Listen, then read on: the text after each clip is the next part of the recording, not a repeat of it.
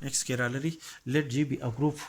An element X belong to G have an odd order. That is, the order of the element X is an odd number.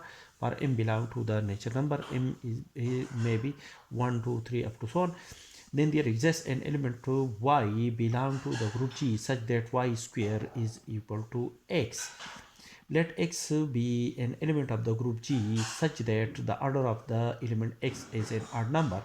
That is, when we operate the element X, m to m plus 1 time gives an identity element E of the group G.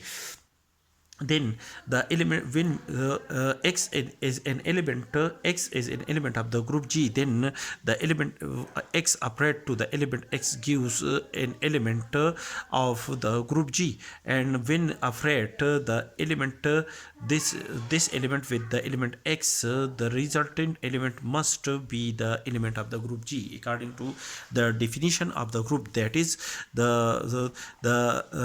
when we operate any two element of the group G, the resultant element must be an element of the group G, and so on. X raised to power m plus 1, x raised to power m plus 2 up to so on, x raised to power 2m. These all are elements are the element of the group G. Let y let when we operate the element X, m plus 1 time gives an element denoted by y.